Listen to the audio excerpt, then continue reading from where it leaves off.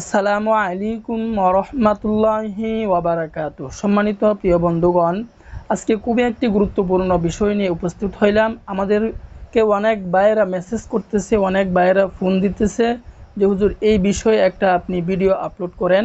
সেই বিষয়টি হলো যে যে আমাদের কোনো সমস্যা নাই, আমাদের স্ত্রীর অনেক সমস্যা, তারা মিলনের ক্ষেত্রে একেবারেই অনীহা দেখায়, একেবারেই তারা এদিকে আসতে চায় না, আমরা আহ্বান করলেও তারা আসতে চায় না।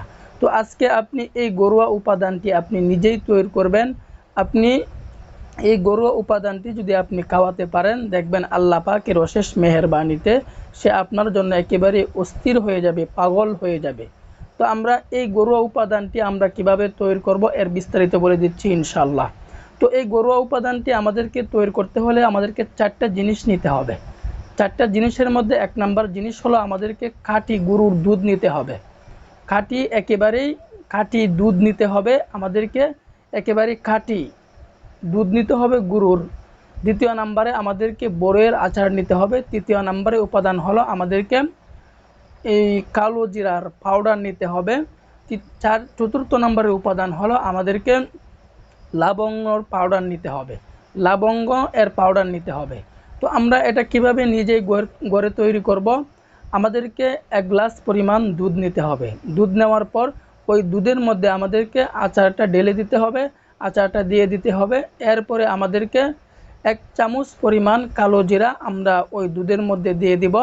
এরপরে আমরা লবঙ্গর পাউডার 1 চামচ পরিমাণ, ওই লবঙ্গর পাউডার আমরা ওই দুধের মধ্যে দিয়ে দিব।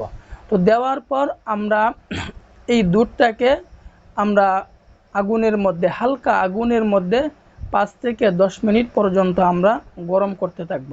তো 5 মিনিট থেকে 10 মিনিট পর্যন্ত যখন হালকা আগুনে আমরা ওটা গরম হয়ে যাবে, গরম হওয়ার পর ঠান্ডা হওয়া পর্যন্ত আমরা এটাকে অপেক্ষা করতে থাকব। যখনই ঠান্ডা হয়ে যাবে, আপনি আপনার স্ত্রীকে অথবা প্রিয়জনকে আপনি রাতে তাকে ওটা প্রতিদিন আপনি খাওয়াবেন। এভাবে প্রতিদিন আপনি 1 মাস পর্যন্ত তাকে খাওয়াবেন। দেখবেন তার অনীহা অবশ্যই চলে যাবে। দেখবেন খাওয়ানোর পর 1 মাস পর্যন্ত খাওয়ানোর পর দেখবেন আপনি এটার একটা ভালো রেজাল্ট, ফলাফল অবশ্যই পাবেন। সে যখন এটার ফলাফল পাবে, সে অন্যকে উৎসাহিত করবে এটা খাওয়ার জন্য। তো আল্লাহ পাক রব্বুল আলামিন আমাদের সকলকেই এই বিষয়ে বুঝার, কোরআনের উপর আমল করার বুঝার তৌফিক দান করুন। আমিন।